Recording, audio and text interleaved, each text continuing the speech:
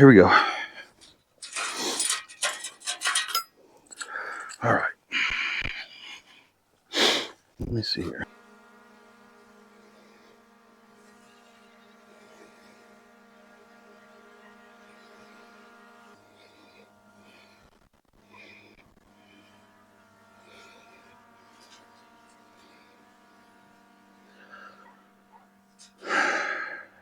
There has to be a better way.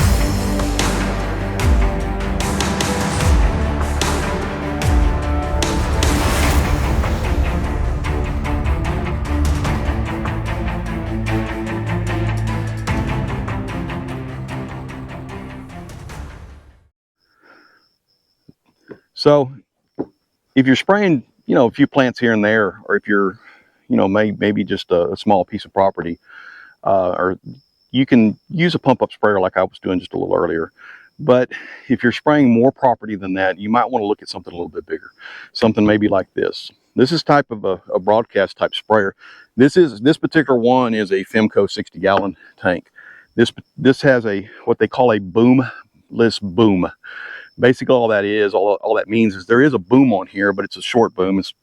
I think it's a little over 3 or so feet long, and it has 3 sprayer nozzles.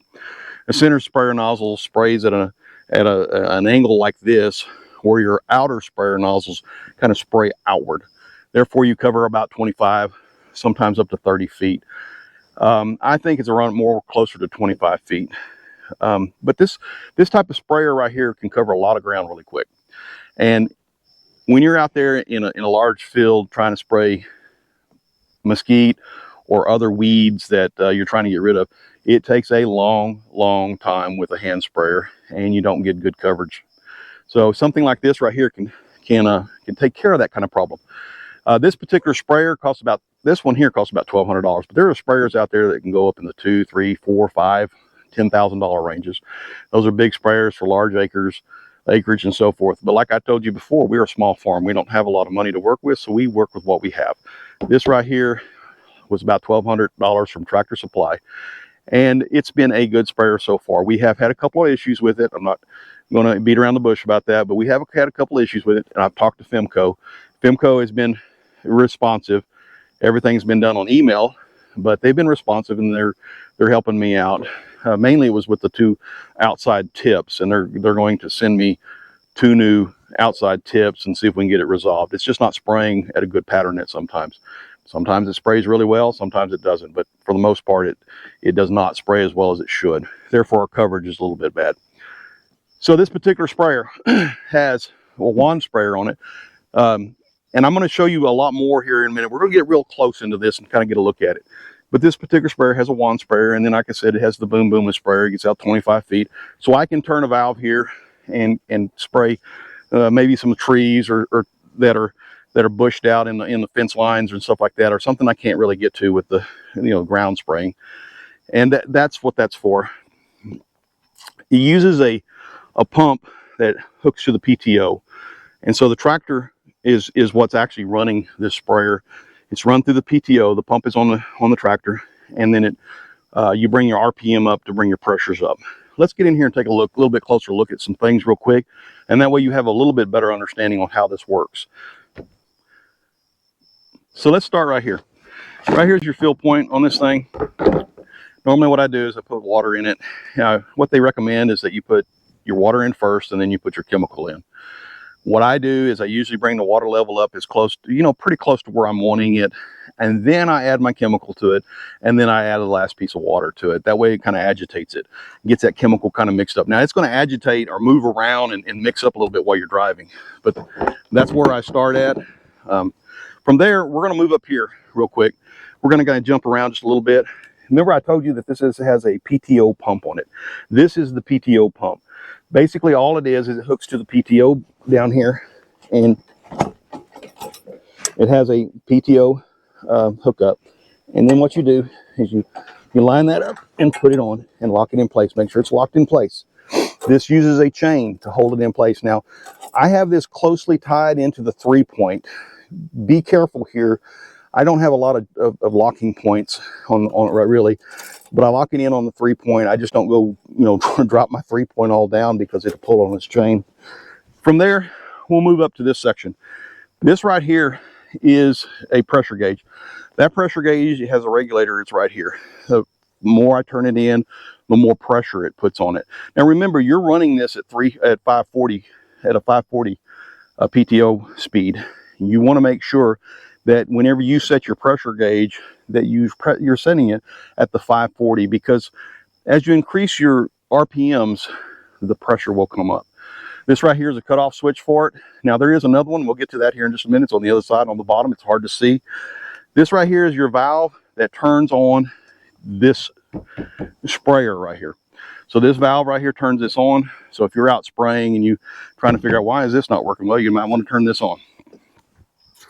From there, we'll move around to the back, and on the back side of this, again, we talked about this being what they call a boomless sprayer.